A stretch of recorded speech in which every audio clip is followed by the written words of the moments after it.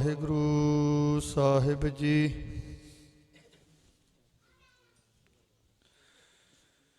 जेता जियो पिंड सब तेरा,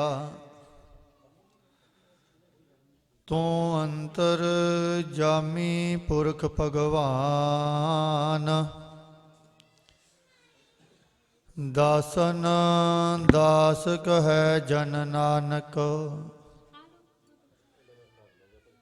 जेहा तू कराए है तेहा हो करी वखियान। सुनी अरदास स्वामी मेरे, सर्ब कला बन आई। प्रगट भई सगले जुग अंतर, गुर नानक की वड्याई। जुग हो जुग अटल,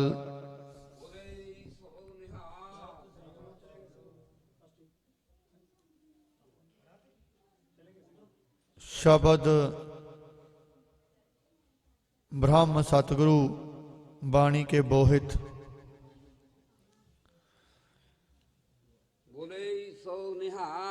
नाम के जहाज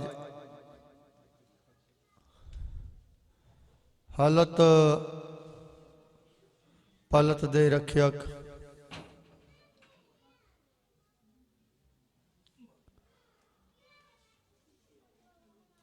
ऐसे सतगुरु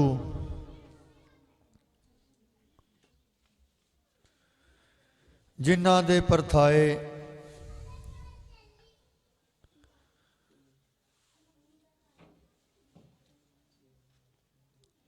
पटा नूं ये कहना पै गया, सोका हो टल गुर सेवी है अहनिस सहज सुभाए।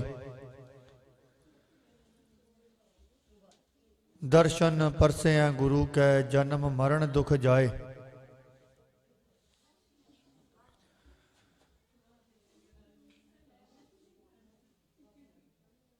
पवित्र बाणी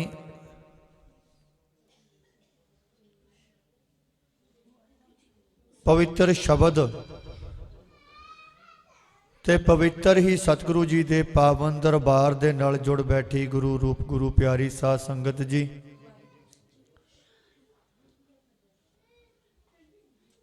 बहुत ही वडभागे हाँ आपां सारे ही,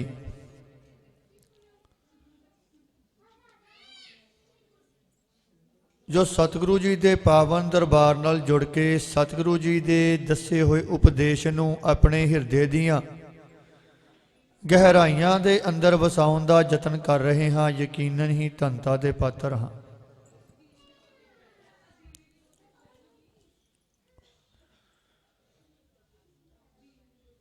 क्योंकि सतगुरु जी ने पवित्र बाणी दे अंदर इस पावन दरबार ਅਤੇ पावन पवित्र संगत दे परथाए सतगुरु जी ने बड़े ही अमोलक बचन, बड़े ही अमोलक शब्द सानू बख्शे ने।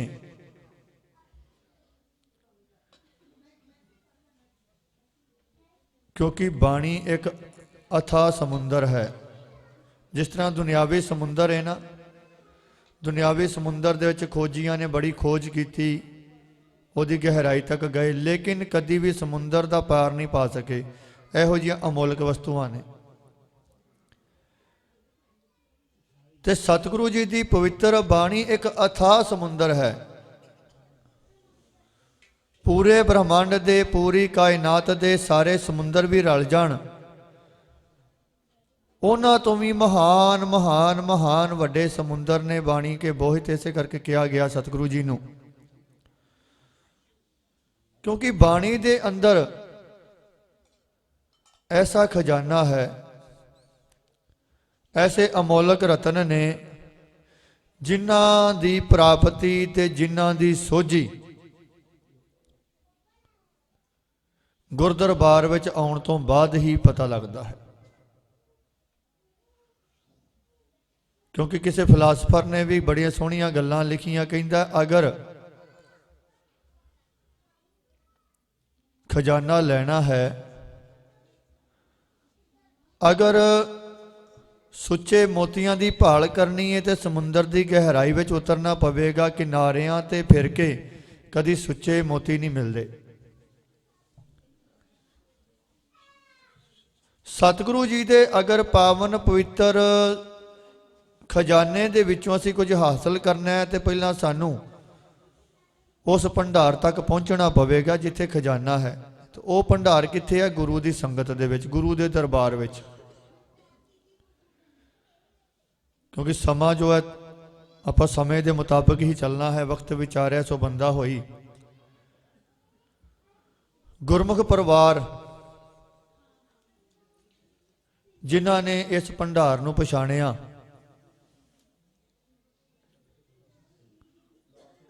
बहुत ही सत्कार दे योग,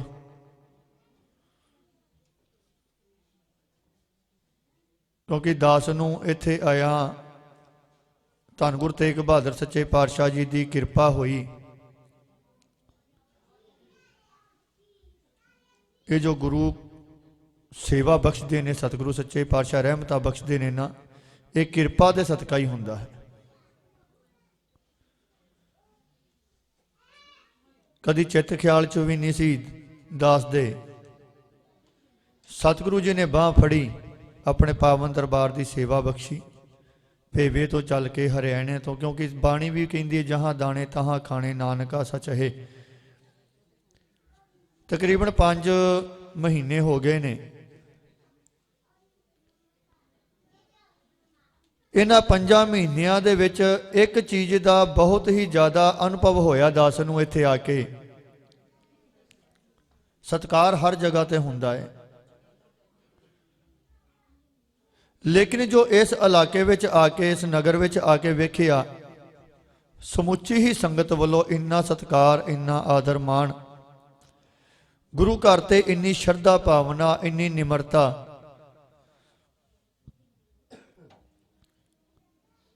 ते उन्हां दे विचों एक ये परिवार सत्कारयोग मेरे वीर सरदार सुखविंदर सिंह दा परिवार।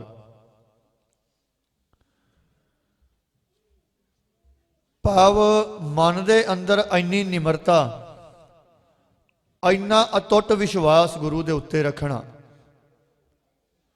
ये गुरु की कृपा दे सदका हुंदा है। बच्चे गुरु घर जाते हैं, सेवा करते हैं, अरदासा बेनतियां भी होंदियां ने। एक चीज़ की मैं गल इत्थे करनी चाहांगा, कई बारी इहो जिहा हुंदा है कि असी कोई अरदास कीती, वो कबूल नहीं हुई, थोड़ा समा लग गया। कबूल तो होवेगी। जिस तरह मेरे तो पहला सत्कारयोग जथे ने, कीर्तनी जथे ने बड़े ही सोहने ढंग दे नाल रस पीना कीर्तन किया, शब्द विचार भी की, अरदास दे उन्होंने अर्थ भी दसे। दोए कर जोड़ करो अरदास, तुद भावै तां आनै रास। ये नहीं कि गुरु नानक दे घर दे विच अरदास कीती है ते वो पास नहीं होवेगी, वो कबूल नहीं होवेगी, प्रवानगी नहीं मिलेगी। मिलेगी जरूर। कई बार ये हो जाता है, समा लगता है। गुरु परिवार ने अरदासां कीतियां, अरदास कबूल हुई।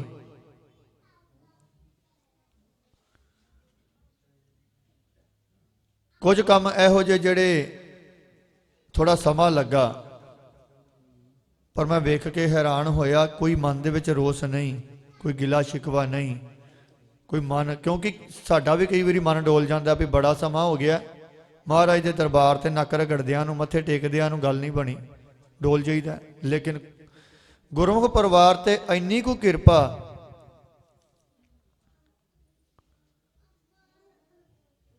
तो जदों ये किरपा वेखी तो मैनू फिर दास नूं आ जिहड़ा समा मिलिया दे विच एक धन गुरु अमरदास सच्चे पातशाह जी के समय की, सतगुरु गुरु अमरदास जी की कीती हुई बख्शिश रहमत याद आई कि जेड़े गुरु के उत्ते निश्चा रखते हैं, जिन्हों के हिरदे दे विच ये शब्द वसिया होंदा है, वेद पुराण देखे सब जोए, ਊਹਾਂ ਤੋ ਜਾਈਐ ਜੋ ਇਹਾਂ ਨਾ ਹੋਏ। ਅਸੀਂ ਕਿਸੇ ਹੋਰ ਦਰ ਤੇ ਤਾਂ ਜਾਈਏ ਜੇ ਸਾਨੂੰ ਇਸ ਦਰ ਤੋਂ ਮਿਲਣਾ ਨਾ ਹੋਵੇ ਕੁਛ।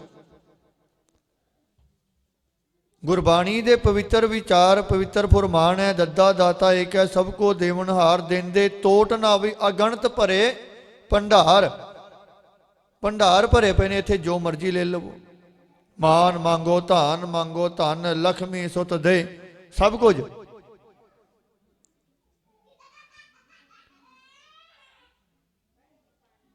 ਤੇ ਫਿਰ ਇਹੋ ਜਿਹੇ ਦਰ ਨੂੰ ਛੱਡ ਕੇ ਦੂਜੇ ਦਰ ਤੇ ਕਿਤੇ ਜਾਈਏ, ਸਤਿਗੁਰੂ ਕਹਿੰਦੇ ਇਹ ਗੁਰਸਿੱਖ ਦੀ ਮਰਿਆਦਾ ਨਹੀਂ। ਤੇ ਗੁਰਮੁਖ ਪਰਿਵਾਰ ਦੇ ਉੱਤੇ ਇੰਨੀ ਕਿਰਪਾ,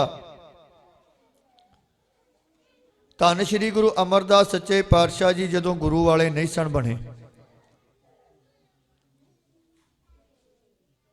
ਜਦੋਂ ਧੰਨ ਸ਼੍ਰੀ ਗੁਰੂ ਅੰਗਦ ਦੇਵ ਸੱਚੇ ਪਾਤਸ਼ਾਹ ਜੀ ਦੀ ਸ਼ਰਨ ਵਿੱਚ ਨਹੀਂ ਸਨ ਨਾ ਆਏ, ਤੇ ਤੀਰਥਾਂ ਦੀ ਯਾਤਰਾ ਤੇ ਜਾਂਦੇ ਸਨ, ਦੇਵੀਆਂ ਦੀ ਯਾਤਰਾ ਤੇ ਜਾਂਦੇ ਸਨ।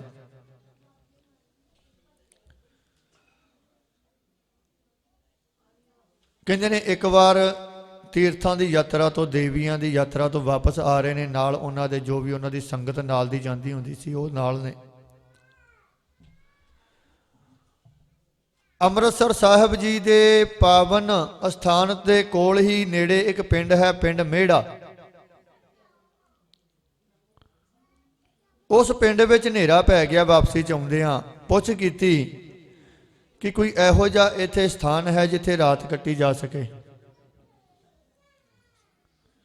ਤੇ ਨਗਰ ਦੇ ਵਿੱਚ ਆਮ ਤੌਰ ਤੇ ਪਤਾ ਹੀ ਹੁੰਦਾ, ਆਪਾਂ ਆਪਣੇ ਨਗਰ ਦੇ ਵਿੱਚ ਪਤਾ ਹੁੰਦਾ ਹਾਂ ਵੀ ਫਲਾਣੇ ਦੇ ਘਰ ਦੇ ਵਿੱਚ ਜਗ੍ਹਾ ਹੈ, ਉਹ ਰਾਹਗੀਰਾਂ ਨੂੰ ਠਹਿਰਾ ਲੈਂਦਾ ਹੈ, ਪ੍ਰਸ਼ਾਦਾ ਪਾਣੀ ਛਕਾਉਂਦਾ ਹੈ, ਜਾਂ ਪਿੰਡ ਦੇ ਵਿੱਚ ਕੋਈ ਸੱਥ ਬਣੀ ਜਾਂ ਕੋਈ ਧਰਮਸ਼ਾਲਾ ਬਣੀ, ਦੱਸ ਦਿੰਦੇ ਆਪਾਂ ਵੀ। ਕਿਸੇ ਨੇ ਦੱਸਿਆ ਕਿ ਇਸ ਪਿੰਡ ਦੇ ਵਿੱਚ ਇੱਕ ਪੰਡਤ ਹੈ, ਪੰਡਤ ਦੁਰਗਾ ਦਾਸ, ਬੜਾ ਧਰਮੀ ਮਨੁੱਖ ਹੈ, ਆਏ ਗਏ ਦੀ ਬੜੀ ਸੇਵਾ ਕਰਦਾ। ਉਹਨੇ ਘਰ ਦੇ ਵਿੱਚ ਇੱਕ ਸਰਾਂ ਬਣਾਈ ਹੋਈ ਹੈ, ਉੱਥੇ ਤੁਹਾਨੂੰ ਟਿਕਾਣਾ ਮਿਲ ਜਾਵੇਗਾ। ਸਤਿਗੁਰੂ ਗੁਰੂ ਅਮਰਦਾਸ ਸੱਚੇ ਪਾਤਸ਼ਾਹ ਜਿਨ੍ਹਾਂ ਨੂੰ ਉਸ ਵਕਤ ਅਮਰੂ ਕਹਿੰਦੇ ਸਨ, ਨਾਲ ਦੇ ਸਾਥੀਆਂ ਨੂੰ ਲੈ ਕੇ ਉੱਥੇ ਚਲੇ ਗਏ। ਪੰਡਤ ਦੁਰਗਾ ਦਾਸ ਨੇ ਬੜੇ ਸਤਿਕਾਰ ਦੇ ਨਾਲ, ਆਦਰ ਦੇ ਨਾਲ ਸਾਰੀ ਸੰਗਤ ਨੂੰ ਬਿਠਾਇਆ, ਪ੍ਰਸ਼ਾਦਾ ਪਾਣੀ ਛਕਾਇਆ। ਛਕਾਉਣ ਤੋਂ ਬਾਅਦ ਰਾਤ ਵਿਸ਼ਰਾਮ ਕਰਨ ਵਾਸਤੇ ਕਮਰੇ ਦੇ ਦਿੱਤੇ, ਆਸਣ ਸਜਾ ਦਿੱਤੇ।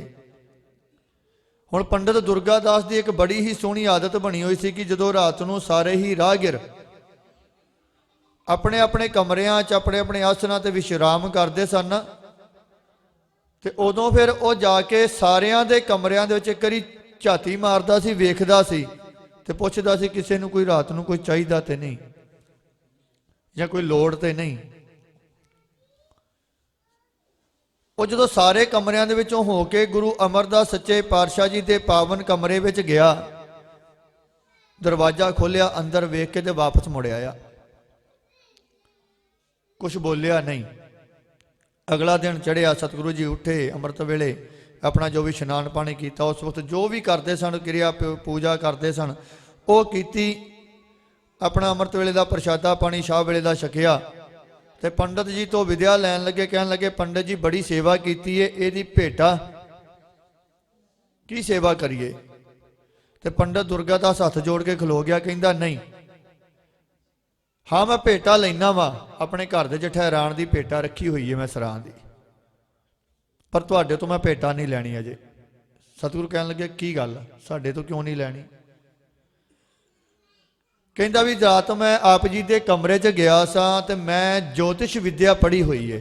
ਪੰਡਤ ਸੀ, ਉਸ ਸਮੇਂ ਦੇ ਜੋਤਿਸ਼ਾਂ ਦਾ ਜ਼ੋਰ ਵੀ ਬਾਹਲਾ ਸੀ। ਕਹਿੰਦਾ ਮੈਂ ਜੋਤਿਸ਼ ਵਿਦਿਆ ਪੜ੍ਹੀ ਹੋਈ ਹੈ, ਤੇ ਜਦੋਂ ਮੈਂ ਤੁਹਾਡੇ ਕਮਰੇ 'ਚ ਗਿਆ ਨਾ ਰਾਤ, ਤੇ ਤੁਹਾਡੇ ਮੁਬਾਰਕ ਚਰਨ ਵੇਖੇ, ਮੈਂ ਤੁਹਾਡੇ ਚਰਨਾਂ ਵੱਲ ਧਿਆਨ ਪਿਆ, ਤੁਹਾਡੇ ਚਰਨਾਂ ਦੇ ਵਿੱਚ ਪੈਰ ਦੇ ਵਿੱਚ ਪਦਮ ਹੈ, ਤੇ ਮੇਰੀ ਜੋਤਿਸ਼ ਵਿਦਿਆ ਇਹ ਕਹਿੰਦੀ ਹੈ ਕਿ ਜਿਹਦੇ ਪੈਰ ਦੇ ਵਿੱਚ ਪਦਮ ਹੋਵੇ ਨਾ, ਜਾਂ ਮੱਥੇ 'ਤੇ ਹੁੰਦਾ ਜਾਂ ਪੈਰ 'ਚ ਹੁੰਦਾ ਹੈ, ਤੇ ਜਿਹਦੇ ਪੈਰ 'ਚ ਹੋਵੇ ਉਹ ਜਾਂ ਤੇ ਬਹੁਤ ਵੱਡਾ ਪਰਾਕਰਮੀ ਰਾਜਾ ਬਣਦਾ ਹੈ, ਬਾਦਸ਼ਾਹ ਬਣਦਾ ਹੈ, ਜਾਂ ਫਿਰ ਸੰਸਾਰ ਨੂੰ ਤਾਰਨ ਵਾਲਾ ਮਹਾਪੁਰਸ਼ ਬਣਦਾ ਹੈ। ਤੇ ਮੈਂ ਹੁਣ ਇਹ ਗੱਲ ਤੁਹਾਡੇ ਨਾਲ ਕਰਨੀ ਚਾਹੁੰਦਾ ਕਿ ਮੈਂ ਉਸ ਦਿਨ ਆਪਣੀ ਭੇਟਾ ਲਵਾਂਗਾ ਜਿੱਦਣ ਮੇਰੀ ਇਹ ਗੱਲ ਸੱਚ ਹੋਵੇਗੀ, ਤੇ ਇਹ ਹੋਵੇਗੀ ਜ਼ਰੂਰ, ਮੇਰੀ ਵਿਦਿਆ ਕਹਿੰਦੀ ਹੈ। ਗੁਰੂ ਅਮਰਦਾਸ ਸੱਚੇ ਪਾਤਸ਼ਾਹ ਜੀ ਉੱਥੋਂ ਕਹਿੰਦੇ ਠੀਕ ਹੈ ਭਾਈ, ਚਲੋ ਦੇਖਦੇ ਹਾਂ। ਸਮਾਂ ਪਿਆ, ਕਿਉਂਕਿ ਸਮਾਂ ਥੋੜਾ ਹੈ, ਮੈਂ ਸੰਖੇਪ ਦੇ ਸਾਖੀ ਨੂੰ ਸਮਾਪਤੀ ਕਰਕੇ ਆਪਾਂ ਆਨੰਦ ਸਾਹਿਬ ਦੀ 6 ਪੌੜੀਆਂ ਦਾ ਪਾਠ ਕਰਨਾ, ਅਰਦਾਸ ਕਰਨੀ ਹੈ। ਸਮਾਂ ਪਿਆ, ਗੁਰੂ ਅਮਰਦਾਸ ਸੱਚੇ ਪਾਤਸ਼ਾਹ ਕਿਸ ਤਰ੍ਹਾਂ ਫਿਰ ਗੁਰੂ ਅੰਗਦ ਦੇਵ ਸੱਚੇ ਪਾਤਸ਼ਾਹ ਜੀ ਦੀ ਸ਼ਰਨ ਵਿੱਚ ਆਏ, ਕਿਸ ਤਰ੍ਹਾਂ ਸਤਿਗੁਰੂ ਜੀ ਨੇ ਸੇਵਾ ਕੀਤੀ ਆਪਾਂ ਸਾਰੇ ਜਾਣਦੇ ਹਾਂ। ਗਾਗਰ ਦੀ ਸੇਵਾ ਕਿਸ ਤਰ੍ਹਾਂ ਕੀਤੀ, 72-73 ਸਾਲ ਦੀ ਬਿਰਧ ਅਵਸਥਾ ਦੇ ਵਿੱਚ ਆਏ ਸਨ, ਤੇ ਅਮਰੂ ਤੋਂ ਅਮਰ ਬਣੇ, ਤੇ ਅਮਰ ਤੋਂ ਗੁਰੂ ਅਮਰਦਾਸ ਜੀ ਬਣ ਗਏ। ਆਪਣਾ ਨਗਰ ਵਸਾਇਆ, ਸੰਗਤਾਂ ਦੇ ਇਕੱਠ ਹੋਣ ਲੱਗ ਪਏ, ਦਰਬਾਰ ਸਜਣੇ ਸ਼ੁਰੂ ਹੋ ਗਏ। ਪੰਡਤ ਦੁਰਗਾਦਾਸ ਨੂੰ ਪਤਾ ਲੱਗਾ ਕਿ ਉਹ ਜਿਹੜੇ ਸਾਡੇ ਘਰ ਦੇ ਵਿੱਚ ਠਹਿਰੇ ਸਨ, ਅੱਜ ਗੁਰੂ ਨਾਨਕ ਦੀ ਗੱਦੀ ਦੇ ਉੱਤੇ ਤੀਜੇ ਨਾਨਕ ਦੇ ਰੂਪ ਦੇ ਵਿੱਚ ਬੈਠੇ ਨੇ। ਆਪਣੇ ਨਾਲ ਆਪਣੇ ਸੇਵਾਦਾਰਾਂ ਨੂੰ ਲਿਆ ਤੇ ਸਤਿਗੁਰੂ ਜੀ ਦੇ ਪਾਵਨ ਦਰਬਾਰ ਵਿੱਚ ਪਹੁੰਚ ਗਿਆ। ਜਦੋਂ ਪਾਵਨ ਦਰਬਾਰ ਵਿੱਚ ਪਹੁੰਚਿਆ, ਸਤਿਗੁਰੂ ਜੀ ਨੇ, ਕਿਉਂਕਿ ਜਾਨੀ ਜਾਣ ਸਨ, ਘਟ ਘਟ ਕੇ ਅੰਤਰ ਕੀ ਜਾਣਤ, ਸਤਿਗੁਰ ਮੇਰਾ ਅੰਤਰ ਜਾਮੀ ਜਾਣ। ਸਤਿਗੁਰੂ ਜੀ ਕਹਿਣ ਲੱਗੇ, ਆਓ ਪੰਡਤ ਦੁਰਗਾਦਾਸ ਜੀ, ਆਪ ਜੀ ਨੇ ਜੋ ਗੱਲ ਕਹੀ ਸੀ ਉਹ ਸੱਚ ਹੋ ਗਈ, ਗੁਰੂ ਨਾਨਕ ਦੀ ਕਿਰਪਾ ਹੋਈ ਹੈ ਸਾਡੇ ਤੇ, ਹੁਣ ਤੁਸੀਂ ਆਪਣੀ ਭੇਟਾ ਮੰਗ ਸਕਦੇ ਹੋ। ਕਹਿਣ ਲੱਗਾ ਠੀਕ ਹੈ, ਮੈਂ ਆਪਣੀ ਭੇਟਾ ਹੀ ਲੈਣ ਆਇਆ। ਪਰ ਸਤਿਗੁਰੂ ਗੁਰੂ ਅਮਰਦਾਸ ਸੱਚੇ ਪਾਤਸ਼ਾਹ ਜੀ ਨੇ ਕਹਿਣ ਲੱਗੇ ਕਿ ਇੱਕ ਗੱਲ ਯਾਦ ਰੱਖਿਆ ਜੇ, ਇਸ ਸੰਸਾਰ ਦੀਆਂ ਦੋ ਭੇਟਾਵਾਂ ਨੇ, ਦੋ ਸੁੱਖ ਨੇ, ਇੱਕ ਲੋਕ ਦਾ ਅਤੇ ਇੱਕ ਪਰਲੋਕ ਦਾ। ਇੱਕ ਦੁਨਿਆਵੀ ਸੁੱਖ ਹੈ, ਇੱਕ ਆਤਮਿਕ ਸੁੱਖ ਹੈ ਜਿਹੜਾ ਅਗਲੀ ਦਰਗਾਹ 'ਚ ਮਿਲਣਾ। ਸ਼ਰਤ ਇਹ ਵੇ ਕਿ ਦੋਨਾਂ ਦੇ ਵਿੱਚੋਂ ਇੱਕ ਮਿਲੇਗਾ, ਜਿਹੜਾ ਮਰਜ਼ੀ ਸੋਚ ਕੇ ਲੈ ਲਿਆ ਜੇ, ਗੁਰੂ ਨਾਨਕ ਦੇ ਘਰੋਂ ਤੁਹਾਨੂੰ ਮਿਲ ਜਾਏਗਾ। ਕਿਉਂਕਿ ਗੁਰੂ ਨਾਨਕ, ਧੰਨ ਸ਼੍ਰੀ ਗੁਰੂ ਨਾਨਕ ਦੇ ਸੱਚੇ ਪਾਤਸ਼ਾਹ ਜੀ ਦੇ ਪਾਵਨ ਦਰਬਾਰ ਦੀ ਵੀ ਵਡਿਆਈ ਹੈ, ਇੱਥੋਂ ਆਪਾਂ ਜੋ ਵੀ ਮੰਗਾਂਗੇ ਉਹ ਮਿਲੇਗਾ। ਦੁਨੀਆ ਦੀ ਕੋਈ ਵੀ ਦਾਤ, ਕੋਈ ਵੀ ਮੁਰਾਦ, ਕੋਈ ਵੀ ਅਰਦਾਸ ਇਹੋ ਜਿਹੀ ਨਹੀਂ ਜਿਹੜੀ ਸਤਿਗੁਰੂ ਜੀ ਦੇ ਪਾਵਨ ਦਰਬਾਰ ਚੋਂ ਪੂਰੀ ਨਹੀਂ ਹੋ ਸਕਦੀ। ਲੱਖਾਂ ਕਰੋੜਾਂ ਪ੍ਰਮਾਣ ਨੇ ਸਤਿਗੁਰੂ ਜੀ ਦੇ ਪਾਵਨ ਦਰਬਾਰ ਦੇ। ਸਤਿਗੁਰੂ ਜੀ ਕਹਿਣ ਲੱਗੇ, ਦੋਨਾਂ ਸੁੱਖਾਂ ਦੇ ਵਿੱਚੋਂ, ਦੋਨਾਂ ਦਾਤਾਂ ਦੇ ਵਿੱਚੋਂ, ਦੋਨਾਂ ਭੇਟਾਵਾਂ ਦੇ ਵਿੱਚੋਂ ਇੱਕ ਭੇਟਾ ਮਿਲੇਗੀ, ਹੁਣ ਸੋਚ ਕੇ ਦੱਸ। ਇੱਕ ਪਰਚਾ ਪਾਇਆ ਸਤਿਗੁਰੂ ਜੀ ਨੇ ਵੀ ਦੇਖਦੇ ਆ ਵੀ ਕਿੰਨਾ ਕੁ ਵਿਦਵਾਨ ਹੈ। ਇਹ ਸਾਖੀ ਤੋਂ ਦੋ ਗੱਲਾਂ ਸਾਡੇ ਸਾਹਮਣੇ ਆਉਣਗੀਆਂ। ਇੱਕ ਤੇ ਕਿ ਜਦੋਂ ਗੁਰੂ ਨਾਨਕ ਦੇ ਦਰ ਤੇ ਹੱਥ ਜੋੜ ਕੇ ਅਰਦਾਸ ਕਰ ਦਿੱਤੀ ਤੇ ਉਹ ਕਦੀ ਵੀ ਬਿਰਥੀ ਨਹੀਂ ਜਾਂਦੀ। ਦੂਜਾ ਇਹ ਸਾਨੂੰ ਪਤਾ ਲੱਗੇਗਾ ਕਿ ਗੁਰੂ ਦੇ ਦਰ ਤੋਂ ਅਸੀਂ ਮੰਗਣਾ ਕਿਵੇਂ ਹੈ, ਮੰਗਣ ਦੀ ਜਾਂਚ ਕਿਵੇਂ ਹੈ, ਕਿਸ ਤਰ੍ਹਾਂ ਮੰਗਣਾ। ਹੁਣ ਜਦੋਂ ਇਹ ਗੱਲ ਕਹੀ ਨਾ, ਪੰਡਤ ਦੁਰਗਾਦਾਸ ਸੋਚੀ ਪੈ ਗਿਆ, ਕਹਿੰਦਾ ਇਹ ਤੇ ਗੱਲ ਦੁਬਦਾ ਵਾਲੀ ਹੋ ਗਈ। ਭਾਈ ਸਾਹਿਬ ਭਾਈ ਸੰਤੋਖ ਸਿੰਘ ਚੂੜਾਮਣੀ ਕੈਥਲ ਵਾਲਿਆਂ ਨੇ ਆਪਣੇ ਗ੍ਰੰਥ ਜੋ ਉਹਨਾਂ ਨੇ ਲਿਖਿਆ, ਸੂਰਜ ਪ੍ਰਤਾਪ ਗ੍ਰੰਥ, ਉਹਦੇ ਵਿੱਚ ਫਿਰ ਉਸ ਘਟਨਾ ਨੂੰ ਅੰਕਿਤ ਕੀਤਾ। ਪੰਡਤ ਦੁਰਗਾਦਾਸ ਨੇ ਜਦੋਂ ਬੇਨਤੀ ਕੀਤੀ ਤੇ ਗੁਰੂ ਜੀ ਨੇ ਜਿਹੜੇ ਬਚਨ ਕਹੇ, ਕਹਿੰਦਾ ਲੋਕ ਪਰਲੋਕ ਮਹਾ ਸੁਖ ਦੋਈ। ਭਾਈ ਸੰਤੋਖ ਜੀ ਲਿਖਦੇ ਨੇ, ਸਤਿਗੁਰੂ ਜੀ ਕਹਿੰਦੇ ਨੇ ਲੋਕ ਤੇ ਪਰਲੋਕ ਦੇ ਦੋ ਸੁੱਖ ਨੇ, ਪਰ ਸ਼ਰਤ ਕੀ ਹੈ? ਲੀਜੈ ਏਕ ਜਾਚਕ ਰਸੋਈ। ਦੋਵਾਂ ਦੇ ਵਿੱਚੋਂ ਇੱਕ ਲੈ ਲਓ, ਜਿਹੜਾ ਮਰਜ਼ੀ ਤੁਹਾਨੂੰ ਜਿਹੜਾ ਚੰਗਾ ਲੱਗਦਾ। ਭਾਵੇਂ ਇਸ ਲੋਕ ਦਾ ਸੁੱਖ ਲੈ ਲਓ, ਭਾਵੇਂ ਪਰਲੋਕ ਦਾ, ਭਾਵੇਂ ਦੁਨਿਆਵੀ ਵਸਤੂਆਂ ਲੈ ਲਵੋ, ਤੇ ਭਾਵੇਂ ਉਸ ਪਰਲੋਕ ਦੇ ਅਗਲੇ ਸੁੱਖ ਲੈ ਲਵੋ। ਹੁਣ ਪੰਡਤ ਦੁਰਗਾਦਾਸ ਜੀ ਨੂੰ ਜੋ ਸੰਸਾ ਭਰਿਆ, ਜਦੋਂ ਦੁਬਿਧਾ ਆ ਗਈ, ਮਨ ਦੇ ਸੋਚ ਆ ਗਈ ਵੀ ਚਾਹੀਦੇ ਤੇ ਦੋਵੇਂ ਨੇ। ਸੁਣ ਦਿਜਬਰ ਕੋ ਸੰਸਾ ਪਰਿਓ, ਨਿਰਣੈ ਨਾਹਿਨ ਏਕੈ ਕਰਿਓ। ਸੰਸਾ ਪੈ ਗਿਆ, ਦੁਬਿਧਾ ਆ ਗਈ, ਹੁਣ ਨਿਰਣਾ ਨਹੀਂ ਕਰ ਸਕਦਾ ਪਿਆ ਵੀ ਹੁਣ ਕਰਾਂ ਕੀ।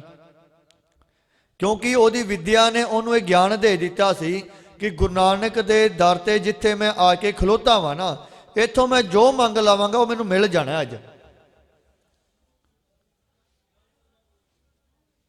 इथों मेरी झोली खुशियां नाल भर जानी है, भावें मैं जो भी मेरे मन की मुराद मैं तो पूरी करवा सकदा अज।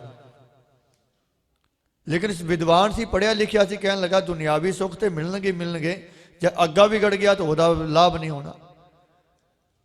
भाई संतोष जी लिखते हैं, सुन दिजबर को संसा परियो, निर्णय नाहिन एक करियो। फिर पल्ला अड्डिया, हथ जोड़े, अखां च निमरता दे हंझू, प्रेम दे हंझू, अरदास की, फिर बेनती की। कहन लगे सतगुरु जी इवें नहीं, ये तो फिर अद्धा काम हो गया, अधूरा रह जाना काम मेरा। बेनती कर लगा, कहन लगा अगर ते धन दौलत दे दी तुसी, इस संसारिक कारज रास कर दिते, ते अगा मैनू धक्के खाने पे, भटकना पिया, जमा की मार सहनी पई, तो इथों की वडियाई, इथों की धन दौलत किसी काम नहीं आनी। कहते जे तन दे नाम देह ना जन को, जे धन दौलत दे दी, नाम की दात ना दी, नाम बिहोन जन, नाम तो बिहोना जन जड़ा है जमपुर चोटां खाए, नाम बिहोन जम चोटां खाए। तो कहते जे कला नाम ले लवा, कला नाम की दात दे दी, जे नाम देह धन देह ना जन को, धन बिहोन जन जग ना सुहाए।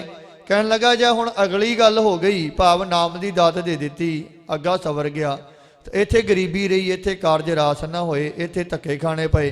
संसार दे च गरीब बंदे नूं कोई जानदा नहीं, उहदा कोई आदर मान नहीं हुंदा, कोई सत्कार नहीं हुंदा। लोग बड़ी हीण भावना नाल वेखदे ने गरीब दे गल। धन बिहोन जन जग ना सुहाए, सोना नहीं लगदा। बाबा कबीर जी ने भी कहा सी ना कि अगर निर्धन दे घर कोई धनवान आ जाए ना, तो वह बड़ा आदर देंदा है, बड़ा सत्कार देगा। मेरे घर एक अमीर बंदा आया है, बड़े सोहने आसन से बिठावेगा। तो कहता जाए कि गरीब किसी तगड़े के घर चला जाए ना, तो वह मूँह फेर लिया, पता नहीं कुछ लैन ही नहीं आ गया। हुण पंडित दुर्गादास जी कहते हैं अगर धन नहीं दिता तो तां भी गल नहीं बननी। तो इस करके मेरी अरदास, मेरी बेनती है कि मैनू दोनों चाहिए ने। पल्ला अड्ड के खलो गया। तो फिर गुरु अमरदास सच्चे पातशाह जी ने जो निमरता की अरदास वेखी, अरजोई वेखी, फिर सतगुरु जी कृपा दे विच आए, दया दे सागर दया दे विच आए। कहन लगे पंडित दुर्गादास तेरे मंगण की जांच जिहड़ी है ना, इन्हें सानू जिहड़ा ना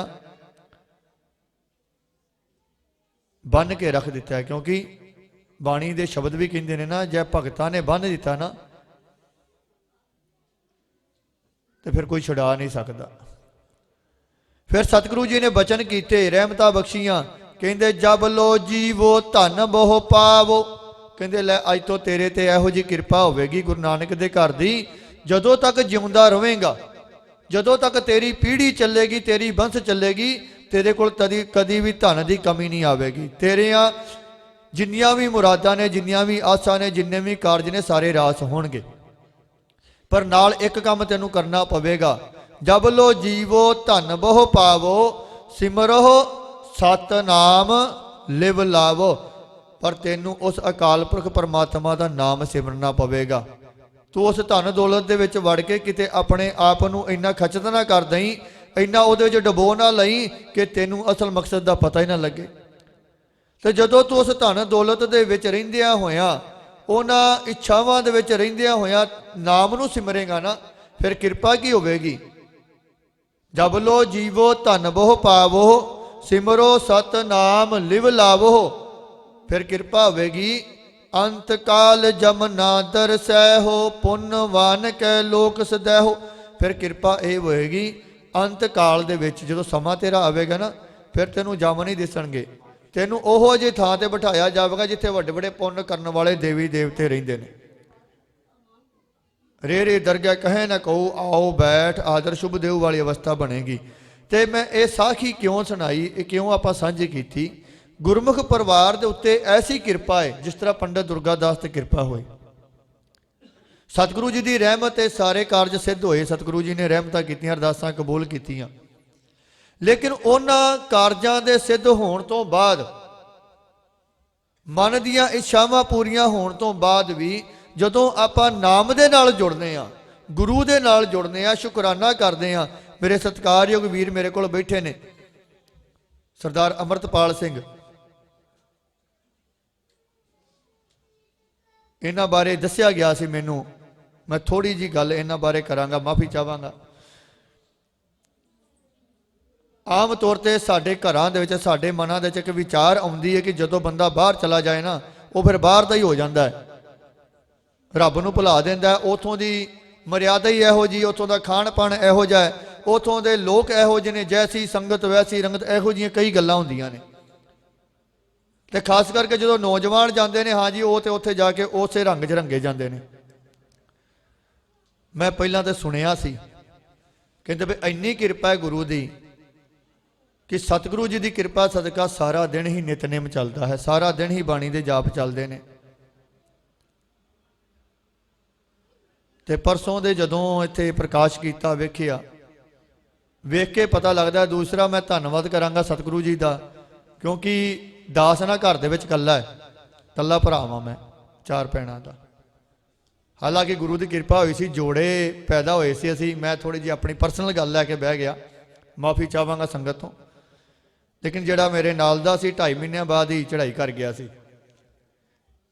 ਤੇ ਮੈਨੂੰ ਦੱਸਿਆ ਗਿਆ ਸੀ ਕਿ ਅੰਮ੍ਰਿਤਪਾਲ ਸਿੰਘ ਜੀ ਦੀ ਸ਼ਕਲ ਨਾ ਤੁਹਾਡੇ ਵਰਗੀ ਹੈ। ਤੇ ਜਦੋਂ ਮੈਂ ਪਰਸੋਂ ਵੇਖਿਆ ਨਾ, ਵਾਕਈ ਮੈਨੂੰ ਲੱਗਾ ਵੀ ਵਾਕਈ ਮੇਰੇ ਵਰਗੇ ਨੇ, ਜਿਵੇਂ ਮੇਰਾ ਭਰਾ ਹੁੰਦਾ। ਤੇ ਕਿਰਪਾ ਇੰਨੀ ਮਹਾਰਾਜ ਦੀ ਕਿ ਬਾਹਰ ਜਾ ਕੇ ਵੀ, ਅਮਰੀਕਾ ਵਰਗੇ ਦੇਸ਼ ਦੇ ਵਿੱਚ ਜਾ ਕੇ, ਜਿੱਥੋਂ ਦਾ ਪਹਿਰਾਵਾ ਕਹਿੰਦੇ ਨੇ ਸਾਰਾ ਹੀ ਵੱਖਰਾ ਹੈ, ਉੱਥੇ ਜਾ ਕੇ ਵੀ ਗੁਰੂ ਦੇ ਨਾਲ ਜੁੜਨਾ, ਬਾਣੀ ਦੇ ਨਾਲ ਜੁੜਨਾ, ਆਪਣੇ ਕੰਮ ਦੇ ਵਿੱਚ ਰਹਿੰਦਿਆਂ ਹੋਇਆਂ ਵੀ ਨਿਤਨੇਮ ਦੇ ਨਾਲ ਜੁੜੇ ਰਹਿਣਾ, ਇਹ ਸਭ ਤੋਂ ਵੱਡੀ ਕਿਰਪਾ ਹੈ ਗੁਰੂ ਦੀ। ਜਿਸ ਤਰ੍ਹਾਂ ਪੰਡਤ ਦੁਰਗਾਦਾਸ ਤੇ ਕਿਰਪਾ ਹੋਈ ਨਾ, ਵੀ ਦੁਨਿਆਵੀ ਕਾਰਜ ਵੀ ਸਿੱਧ ਹੋਏ ਤੇ ਨਾਲ ਨਾਮ ਦੀ ਦਾਤ ਵੀ ਸਤਿਗੁਰੂ ਜੀ ਨੇ ਬਖਸ਼ੀ ਹੈ। ਤੇ ਇਸੇ ਨਾਮ ਦੀ ਦਾਤ ਦਾ ਹੀ ਸਦਕਾ ਹੈ ਕਿ ਦਾਤ ਪਿਆਰੇ ਵਿਸਰਿਆ ਦਾ ਤਾਰਾ ਵਾਲੀ ਅਵਸਥਾ ਨਹੀਂ ਗੀ। ਇੱਥੇ ਸਤਿਗੁਰੂ ਜੀ ਦਾ ਸ਼ੁਕਰਾਨਾ ਹੈ ਹਰ ਵਕਤ। ਸਾਰੇ ਹੀ ਪਰਿਵਾਰ ਦੇ ਵਿੱਚ ਇਹ ਕਿਰਪਾ ਹੈ। ਸਤਿਗੁਰੂ ਸੱਚੇ ਪਾਤਸ਼ਾਹ ਰਹਿਮਤਾਂ ਕਰਨ। ਦਾਸ ਤੋਂ ਬੋਲਦਿਆਂ ਕੋਈ ਵੱਧ ਘੱਟ ਸ਼ਬਦ ਬੋਲਿਆ ਗਿਆ ਹੋਵੇਗਾ, ਮਾਫੀ ਚਾਹਾਂਗਾ। ਸਤਿਗੁਰੂ ਸੱਚੇ ਪਾਤਸ਼ਾਹ ਕਿਰਪਾ ਕਰਨ। ਜੋ ਸਤਿਗੁਰੂ ਜੀ ਦੇ ਚਰਨਾਂ 'ਚ ਅਰਦਾਸਾਂ ਬੇਨਤੀ ਕੀਤੀਆਂ ਸਨ, ਸਤਿਕਾਰਯੋਗ ਵੀਰ ਕਾਕਾ ਜਸਦੀਪ ਸਿੰਘ ਵਿਦੇਸ਼ ਜਾਣ ਵਾਸਤੇ, ਸਤਿਗੁਰੂ ਜੀ ਨੇ ਕਿਰਪਾ ਕੀਤੀ, ਅਮਰੀਕਾ ਦੇ ਵਿੱਚ ਪਹੁੰਚਾਇਆ। ਉਹ ਵੀ ਉੱਥੇ ਸਤਿਗੁਰੂ ਜੀ ਦੇ ਨਾਮ ਦੇ ਨਾਲ ਜੁੜਿਆ ਹੋਇਆ ਹੈ ਸਾਰਾ ਪਰਿਵਾਰ। ਕਿਉਂਕਿ ਜਿਵੇਂ ਦੀ ਘਰੋਂ ਗੁੜਤੀ ਮਿਲੇਗੀ ਨਾ, ਬੱਚੇ ਵੀ ਉਸੇ ਰਾਹ ਤੇ ਤੁਰਨਗੇ। ਇਹ ਹਮੇਸ਼ਾ ਯਾਦ ਰੱਖਿਆ ਜੇ, ਇਹਦੇ ਵਿੱਚ ਕੋਈ ਝੂਠੀ ਗੱਲ ਨਹੀਂ। ਜੋ ਬੱਚੇ ਵੇਖਣਗੇ, ਬੱਚੇ ਵੀ ਉਹੀ ਕਰਨਗੇ। ਅਗਰ ਮਾਤਾ ਪਿਤਾ ਨਿਤਨੇਮੀ ਨੇ, ਮਾਤਾ ਪਿਤਾ ਸੇਵਾ ਦੇ ਨਾਲ ਜੁੜੇ ਨੇ, ਤੇ ਬੱਚੇ ਵੀ ਉਸੇ ਰਾਹ ਤੇ ਤੁਰਨਗੇ। ਤੇ ਗੁਰੂ ਦੀ ਕਿਰਪਾ ਸਾਰੇ ਪਰਿਵਾਰ ਤੇ ਹੀ ਹੋਈ ਹੈ। ਸਤਿਗੁਰੂ ਸੱਚੇ ਪਾਤਸ਼ਾਹ ਕਿਰਪਾ ਕਰਨ, ਮਹਾਰਾਜ ਰਹਿਮਤਾਂ ਬਖਸ਼ਣ। ਜਸਦੀਪ ਸਿੰਘ ਨੂੰ ਉੱਥੇ ਤਰੱਕੀਆਂ ਬਖਸ਼ਣ, ਚੜ੍ਹਦੀਆਂ ਕਲਾ ਬਖਸ਼ਣ, ਹਰ ਤਰ੍ਹਾਂ ਦੀ ਸਹਾਇਤਾ ਕਰਕੇ ਮਹਾਰਾਜ ਜੀ ਆਪਣੇ ਨਾਮ ਬਾਣੀ ਦੇ ਨਾਲ ਵੀ ਜੋੜ ਕੇ ਰੱਖਣ। ਸੇਵਕਾਂ ਦੇ, ਗੁਰੂ ਪਰਿਵਾਰ ਦੇ ਰਹਿੰਦੇ ਕਾਰਜ ਵੀ ਸਿੱਧ ਕਰਨ। ਮੇਰੇ ਸਾਰੇ ਹੀ ਜਥੇ ਵੱਲੋਂ, ਸਾਡੇ ਗੁਰਦੁਆਰਾ ਪ੍ਰਬੰਧਕ ਕਮੇਟੀ ਵੱਲੋਂ, ਸਾਰਿਆਂ ਵੱਲੋਂ ਹੀ ਸਤਿਗੁਰੂ ਜੀ ਦਾ ਪਹਿਲਾਂ ਤਾਂ ਕੋਟਾਨ ਕੋਟ ਧੰਨਵਾਦ ਹੈ। ਨਾਲ ਪਰਿਵਾਰ ਦਾ ਵੀ ਧੰਨਵਾਦ ਕੀਤਾ ਜਾਂਦਾ, ਜਿਨ੍ਹਾਂ ਨੇ ਇਸ ਸੰਗਤ ਦੇ ਦਰਸ਼ਨ, ਸੇਵਾ ਦਾ ਸਮਾਂ ਬਖਸ਼ਿਆ, ਇੰਨਾ ਮਾਣ ਸਤਿਕਾਰ ਬਖਸ਼ਿਆ। ਪਰਸੋਂ ਰੋਜ਼ ਤੋਂ ਮੇਰੇ ਪਾਠੀ ਸਿੰਘ, ਸਾਰੇ ਹੀ ਗ੍ਰੰਥੀ ਸਿੰਘ ਕਹਿੰਦੇ ਨੇ ਬੜਾ ਹੀ ਸਤਿਕਾਰ ਹੋਇਆ, ਬੜੀ ਸੇਵਾ ਹੋਈ ਹੈ। ਇਹ ਵੀ ਕੋਈ ਹੀ ਸਤਿਗੁਰੂ ਸੱਚੇ ਪਾਤਸ਼ਾਹ ਕਿਰਪਾ ਕਰਦੇ ਨੇ। ਸੋ ਦਾਸ ਇੰਨੇ ਕੁ ਵਿਚਾਰਾਂ ਬੋਲਦਿਆਂ ਹੋਇਆ ਖਿਮਾ ਜਾਚਕ ਹੋਵੇਗਾ। ਵਿਚਾਰਾਂ ਕਰਦਿਆਂ ਦਾਸ ਕੋਲੋਂ ਏਕ ਨਹੀਂ ਅਨੇਕਾਂ ਹੀ ਤਰ੍ਹਾਂ ਦੀਆਂ ਗਲਤੀਆਂ ਭੁੱਲਾਂ ਹੋ ਗਈਆਂ ਹੋਣਗੀਆਂ। ਅਣਜਾਣ ਜਾਂ ਦਾਸ ਸਮਝ ਕੇ ਖਿਮਾ ਬਖਸ਼ਣਾ। ਪਰਵਾਨੋ ਫਤਿਹ। ਵਾਹਿਗੁਰੂ ਜੀ ਕਾ ਖਾਲਸਾ, ਵਾਹਿਗੁਰੂ ਜੀ ਕੀ ਫਤਿਹ।